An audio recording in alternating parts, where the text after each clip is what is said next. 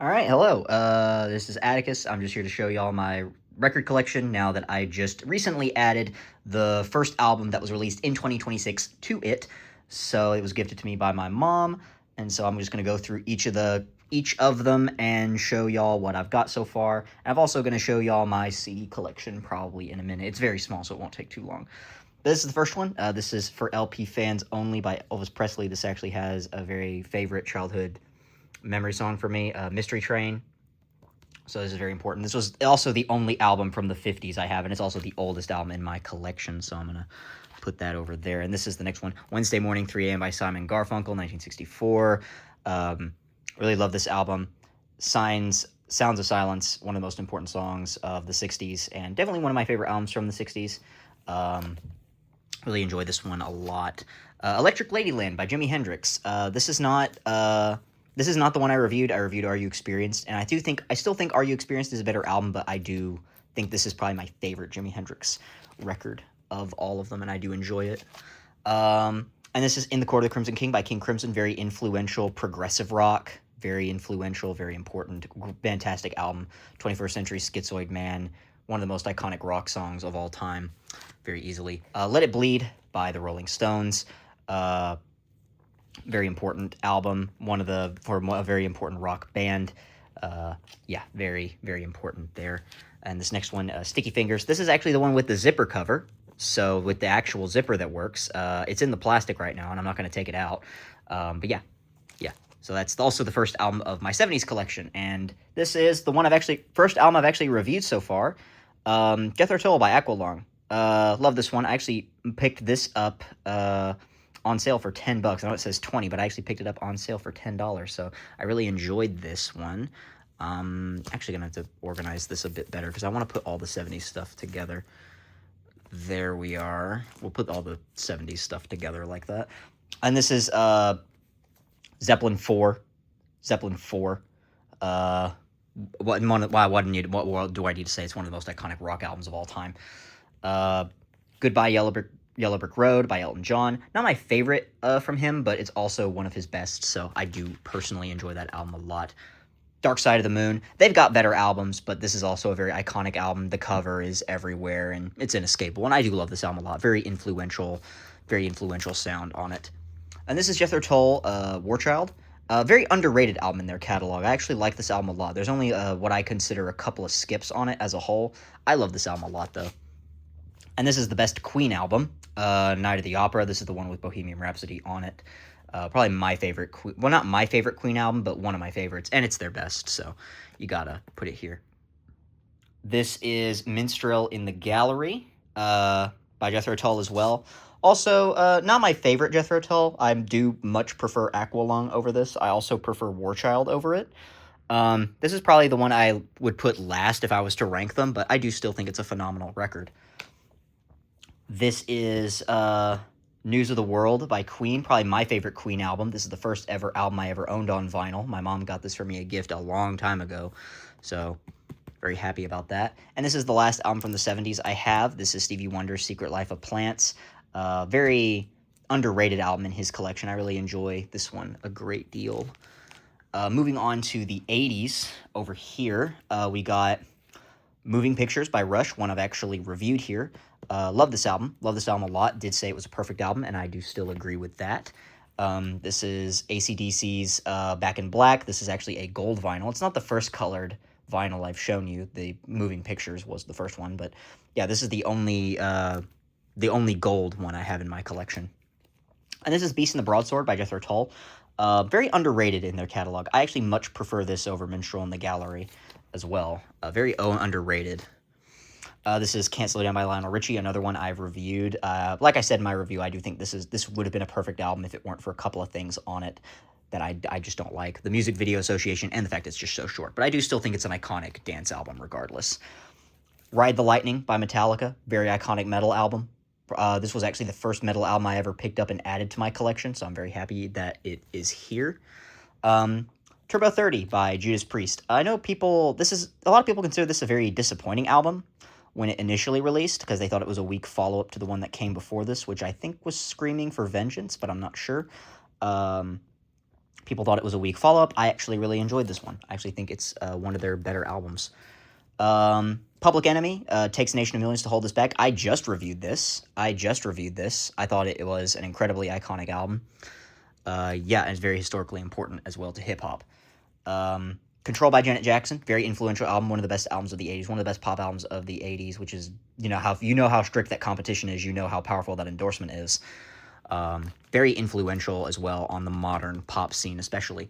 And the last album from the 80s I've got here is Bobby McFerrin's Simple Pleasures. This has the iconic song Don't Worry, Be Happy, which is also very commonly falsely attributed to Bob Marley, but it's by Bobby McFerrin. This is actually the first and only soundtrack and the first and only picture disc I have. This is the Aladdin Walt Disney. My mom got me for this for Christmas, and it was one of my favorite Disney movies, so I do quite like that a lot, and I'm very happy to have that. Enter the Wu-Tang 36 Chambers by the Wu-Tang Clan. Very iconic hip-hop release, incredibly important, influential, very essential listening if you want to say you are a hip-hop fan. Going into the 2000s and the 2010s here, we've got Hybrid Theory by Linkin Park. A lot of nostalgia for that album. Loved that as a kid. And kind of the same way with In Between Dreams by Jack Johnson as well. Good Kid, Mad City by Kendrick Lamar. One of the best rap albums of all time. Very incredible storytelling on that album. And To Pimp Butterfly as well by Kendrick Lamar as well. Very iconic album. Very provocative. Very interesting jazz album. One of the best rap jazz hybrid albums of all time. And this is one I'm actually going to be reviewing this week. If you're going to pick up paper for it Friday. This is Rodeo by Travis Scott. This is a subgenre creating album. Genuinely, it's genuinely mind bending with like some of its incredible psychedelic sound. Kind of a pioneer. And this is Igor by Tyler the Creator. More of a pop album than a rap album, but it is considered a rap album. But yeah, it's still an incredible project nonetheless. So Tyler's the Creator's best album very easily. This next one was Circles by Mac Miller. It's actually probably his first posthumous release, and it's an incredible project. And it's also an incredible album nonetheless. Very important. His estate has really handled how they've handled the music releases after this very well. It's Almost Dry by Pusha T, also an incredible album of 2022. Very underrated for how incredible it really is. So I'm going to put that there. It's an incredible project, though. Definitely looking forward to that.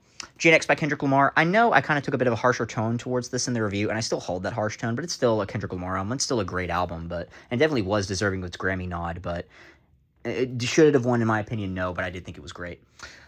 Same thing with Chromacopia here. Not Tyler's best, but definitely one of his best, I think. I think this is actually his second best album. And this is one you're probably going to be a little shocked to see in my collection, Man's Best Friend by Sabrina Carpenter. It's a very easy listen. It's a very easy and light listen, so I don't mind having it. And it was on sale, so I figured I'd go ahead and grab it. This is one that's actually gotten a lot of attention recently. Getting Killed by Geese, a very incredible rock album of 2025, which is incredible because I really enjoyed this album. I loved it a lot more than I thought I was going to, and it's very abstract with its songwriting and its sound, so very incredible. I would recommend watching their SNL performance where they actually did the intro track to this. And this is the album from 2026 that I just picked up, The Romantic by Bruno Mars. And, I will say it takes a lot of funk and soul influences on this, a lot of funk pop, a lot of funk elements on this a lot.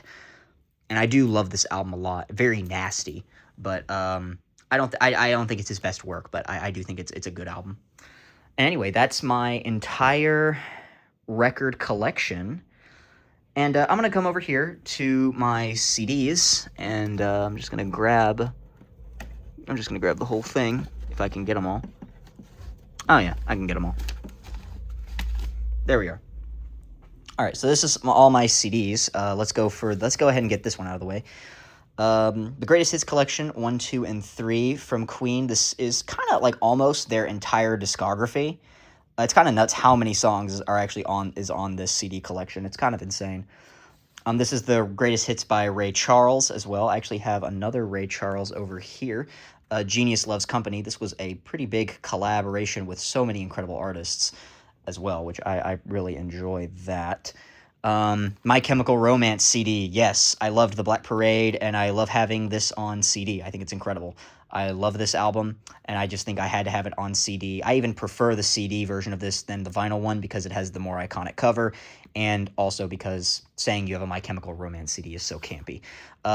Same thing with this one, Rob Zombie's Hellbilly Deluxe. I know I kind of didn't take the nicest tone towards this album, but I actually do think it's a good to great album, genuinely.